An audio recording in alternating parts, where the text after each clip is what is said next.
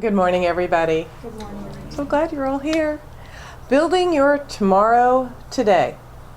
It's our topic today. So this month we're using Ernest Holmes' Living the Science of Mind, which is this lovely book right here. I've just read it a million times. And it's providing us with a clear and direct roadmap for a way of living in peace, fulfillment, happiness, and consciously connected to the life force that is our life. So this is a tremendous breakdown of everything he writes in The Science of Mind, which was right here. So this is just another really good book. And these writings don't promise, of course, that we will never experience the hills and the valleys in our human experiences, but the wisdom offered in this book and in other writings of Holmes, which make up the faith and the philosophy and the way of life of The Science of Mind, they give us a clear and direct way to approach our lives, and they give us the tools that help us navigate. And our time today has been inspired by the chapter entitled How to Build Your Tomorrow Today. And it starts at about page 190, in case someone has this and is interested in reading it. And Holmes offers some just beautiful words of wisdom, which we bring alive this morning. And we're going to discuss the point that he drives home in this chapter. And then we're going to make it very, very personal. As I said, we've got a little exercise at the end. And of course, you might anticipate that because we have this beautiful Chinese water bowl right here in front, which will be part of what we're going to do in a little bit. No baptisms, I promise. It's not that. So, more to be revealed. We'll come up with that. So, in Living the Science of Mind, on page 190, Holmes writes, out of the outstanding things that Jesus taught was that the mistakes of yesterday can be canceled, that no matter what the experiences of yesterday may have been, they can be changed. Jesus did not seem to think that this change required months and years of strenuous effort. He knew that God wishes only good for everyone. He knew that we are all rooted in pure spirit, in perfect life, and that at any moment we can so unify ourselves with the power of good that evil will disappear from our experience. So what is evil? What is it in Science of Mind? Well, he says on page 190, that which seems destructive.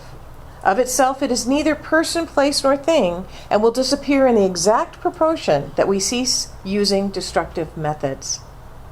So, that last sentence of our opening quote could read, Jesus knew that we are all rooted in pure spirit, in perfect life, and that at any moment we can so unify ourselves with the power of good that anything that seems destructive will disappear from our experience. And Holmes makes the point over and over and over in the chapter Living the Science of Mind, that no matter what our history has been, we can change our tomorrow. But what is the link between yesterday and tomorrow? What has to happen if we are not to just, keep going and repeating our history again and again and again? What has to happen? Spiritual teacher Mary Morrissey often says that some people live 90 years, but most people live 1 year 90 times. So what is the link here? What has to happen if we're not going to just repeat our history over and over again? Yes, we must make a change, or perhaps 2 or 3 or 4 changes when? Today, right now, this present moment. Holmes writes in the Living the Science of Mind, since today is the only day in which we live, and yesterday has forever passed, the change that we need to make within ourselves must be made today. We cannot go back over the past and relive it. We cannot make adjustments in the past. We have to make them in the present. It is not going to do us any good to sit around and cry over the past and bemoan our fate, because in the very day in which we are living, we are creating our tomorrows, which will become monotonous repetitions of our yesterdays. So today is the time in which we should cut loose from the threads of previous experiences, wherever they were negative, and deliberately make up our minds that we should no longer create our future out of the old past. If we have any antagonisms and resentments of the past, today is the only day in which we can change them. Today, we must make changes in our consciousness. And just as a reminder, we define our consciousness, for those of you who've been here the last few weeks, the totality of our beingness that we bring to the table of our lives. And we said that the totality of our beingness that we bring to the table of our lives is made up of 8 components. Test time. What are those 8 components? What makes up our consciousness?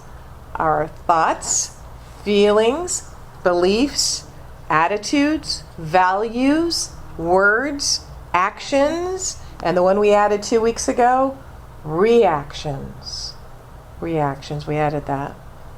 So in order to create a new, beautiful, peaceful, happy, fulfilled, connected tomorrow, regardless of what yesterday looked like, we must bring a new consciousness to today, to this present moment. And that new consciousness is the one that says, I live each day knowing it is complete and perfect within itself. Nothing hanging out there that has to be done later, or something that needs to be rehashed from yesterday. Every day in itself is perfect within itself. That new consciousness says, I know that all the joy there is in the universe is mine when? Right now. All the joy is mine right now. In that new consciousness, I make every day a day of praise and thanksgiving. A day in which I recognize the divine bounty and eternal goodness that are mine now. And in that new consciousness, I live today as though God were the only presence and the only power there is, because God is the only presence and only power that is. And those ideas come straight out of our chapter in Living the Science of Mind. And I'm wondering, as you heard this, and this is a rhetorical question, you don't actually have to answer it, if any of you added a yes but. Yes but. That's one word. Yes but. Does everybody know what a yes but is? A yes but looks like this. When I suggested that the new consciousness is one that says I live in this day knowing it is complete and perfect within itself, you said in your mind, yes but. Today really isn't so complete and perfect because I had a fight with my partner on the way out to church, or because I couldn't find my keys and I got really mad, or because I don't have enough, you fill in the blank. When I said that the new consciousness lives as, through, all the joy there is in the universe, and it's yours right now. In your mind, you might have said, yes, but that's not true for me right now. I'm not very joyful. In fact, I'm kind of sad, maybe a little depressed. When I suggested that you make every day a day of praise and thanksgiving, a day in which you recognize the divine bounty and the eternal goodness, you may have said, yes, but I have so many bills right now to be too grateful. I don't really feel that divine bounty and goodness, and I really can't claim them as mine. And when I said that we ought to live today as though God were the only presence and power that there is, if you said yes, but this problem facing me sure seems like a big presence and power in my life, then I'm here to tell you, you have a serious case of the yes buts. And as you might be one of those people who lives that 1 year 90 times around the sun with no change in tomorrow whatsoever. So many years ago, I gave a talk entitled Get Your Big Butt Out of the Way. But it was spelled B-U-T, just to clarify. And we made an acronym. Does anybody remember that? Okay, that's going way back. Nobody's going to remember that. It was Bloated Undermining Thoughts. Bloated Undermining Thoughts. That's what BUT stood for. And this was inspired by Ralph Waldo Emerson, and it was his direct statement, we must get our bloated nothingness out of the way of the divine circuits. We're the ones who stand in our way, right? We're the ones that keep getting ourselves in the way. And there's lots of reasons why we can have our big yes buts in the way. And one of the biggest ones is because we have not released or forgiven ourselves and perhaps others for things in the past. Holmes writes, we are all human and we all have made mistakes. The starting point for creating a better future for ourselves is to deliberately free our minds from the mistakes of yesterday and feel that they need no longer be held against us. They need no longer be a liability. Too often our minds are so burdened because of the mistakes we have made that we do not take the time to forgive ourselves and others and start over again. And so it is wise to occasionally review the past and try to find out just where we have been thinking and doing to create this burden in our minds. Holmes tells us that we must arrive at some practical way, some definite and concrete method, and deliberately use the law of good just as we would use any other law in nature. And he says, back of this simple method, we should know that all the power of the universe conspires. I love that word, conspires to help us. We should feel that we live in an eternal presence of pure spirit, whose whole purpose is good, whose whole desire is constructive, and whose whole feeling toward us is one of love and compassion. And I arrived at such a method this morning, which is what we're going to do. But before we experience this practical and definite and concrete method, which I know is something that's going to be really deeply profound, I want to share with you a story that I have shared before, so some of you may remember it. And as I'm sharing it, I want you to think, maybe ask yourself, what the heck does this have to do with what we're talking about here this morning?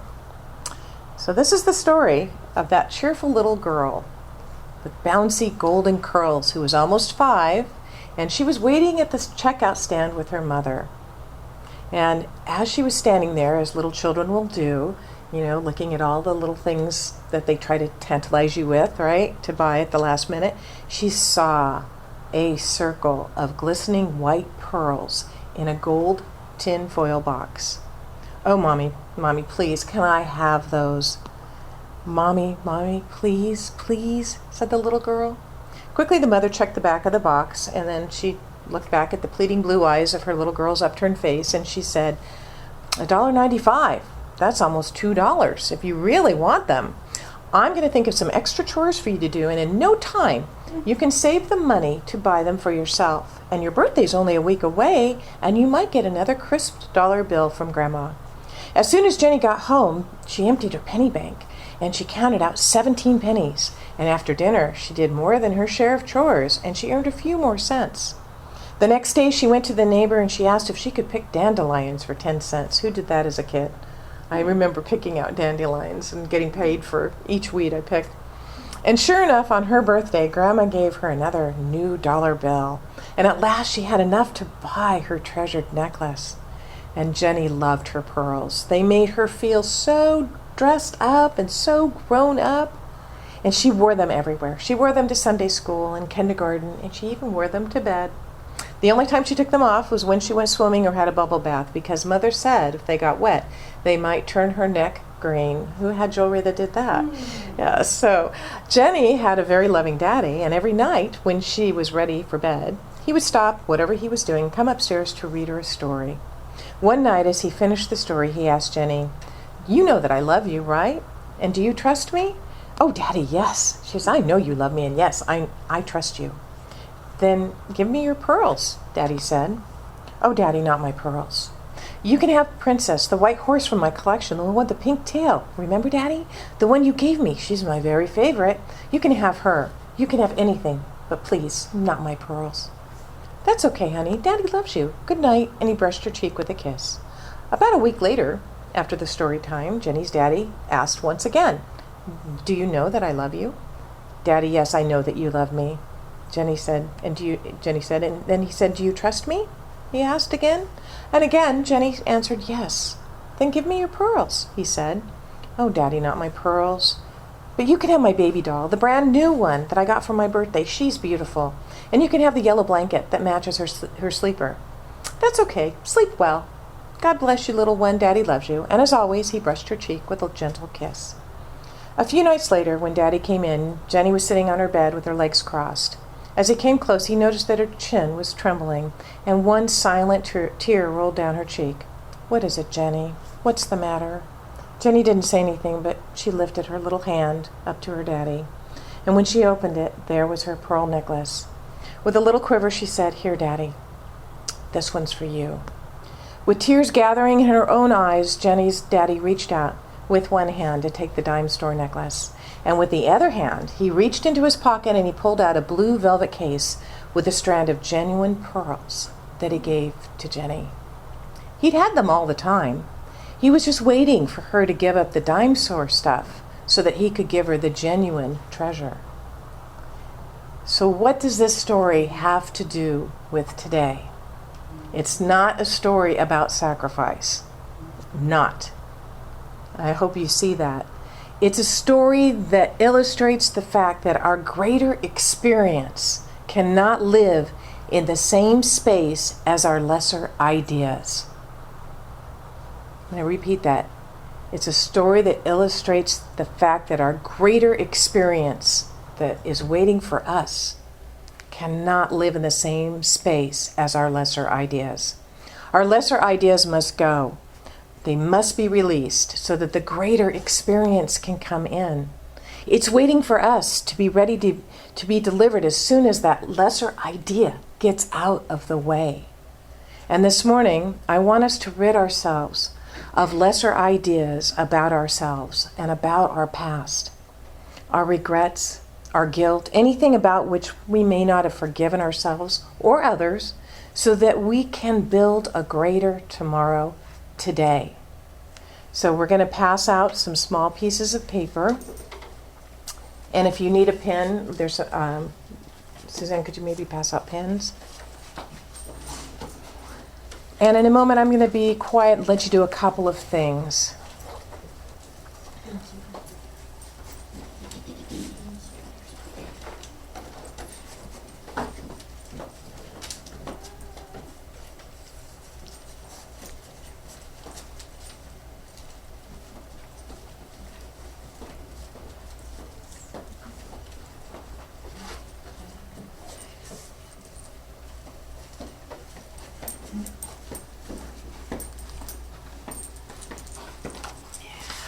Thank you. Yeah. Thank you. Okay, so first in prayerful contemplation, as Ernest said, review the past and try to figure out just what you've been thinking and doing to create whatever burden or whatever's troubling your mind. Okay, but he said doing to create this burden in your mind. Review what might be holding you back. What might be preventing you from building a new and peaceful and fulfilled and happy connected tomorrow. And when you identify that, write it down on this piece of paper. Okay? And then when you're ready, I want you to bring that piece of paper up to this bowl and drop your paper into the bowl. This is special dissolving paper. And when it goes into the water, it will dissipate and be gone. Are you serious? I'm serious. And as you drop it into the water, I want you to recite aloud or silently, it's your choice, this affirmation. All the power of the universe conspires to support me in releasing the past and building a beautiful tomorrow today. You'll have to help Okay. us through it at that moment. I will. That's too long. It is long. It is long. So all the power of the universe conspires to support me in releasing the past and building a beautiful tomorrow today. So let's take a few minutes just to write what we need to write. We write down the problem, right? You write down what you want to release. Maybe somebody you want to forgive, a thought you want to release, something that is holding you back, you feel Okay. might be holding you back.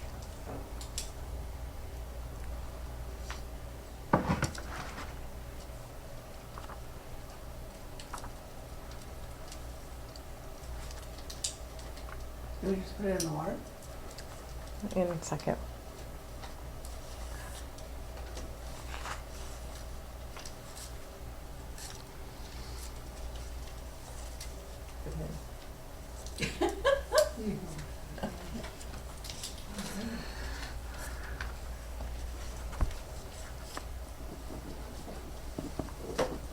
Open it like this or fold it?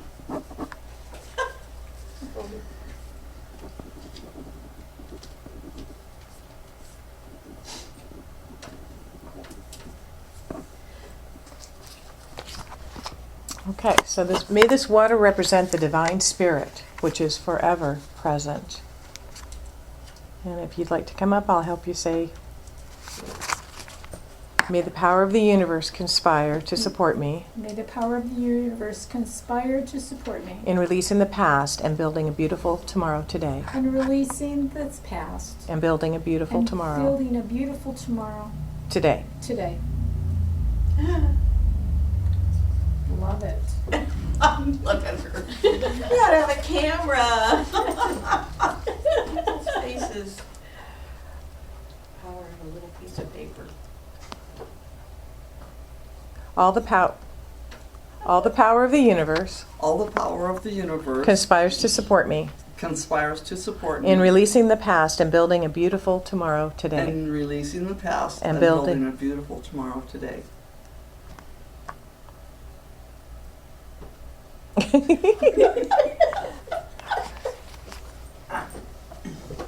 All the power in the universe All the power in the universe conspires to support me conspires to support me in releasing the past in releasing the past and building a beautiful tomorrow today. and building a beautiful tomorrow today. Yeah. Anybody else want to? All the power of the universe All the power in the universe conspires to support me conspires to support me in releasing the past in releasing the past and building a beautiful tomorrow today. and building a beautiful tomorrow today.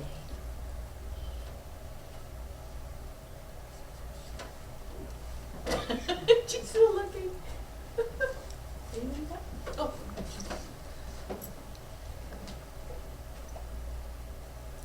All the power of the universe can inspire and support me, releasing the past and build a beautiful tomorrow today.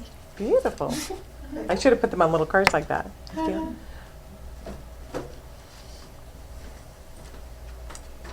All the power of the universe All the power of the universe conspires to support me conspires to support me in releasing the past in releasing the past and building a beautiful tomorrow today. and building a beautiful tomorrow today.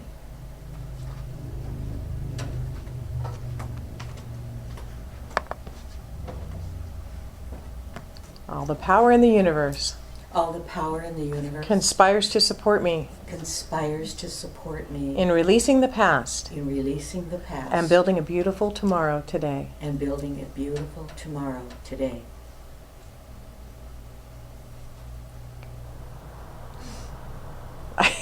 I know, it's kind of interesting. Anybody else want to? No? Okay. What? Good. Good.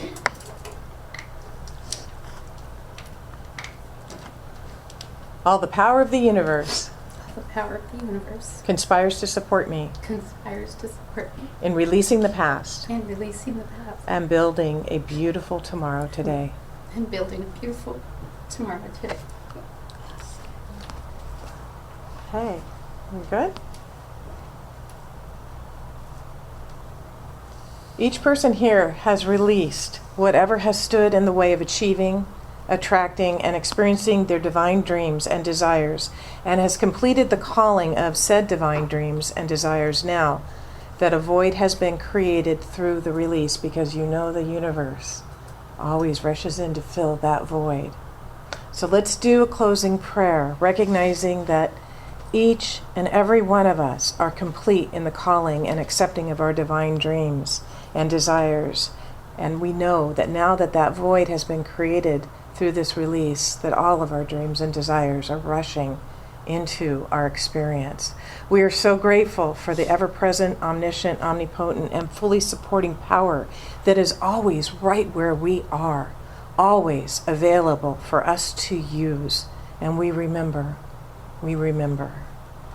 So we release, we let it go, and we let it be. And together we say, and so it is.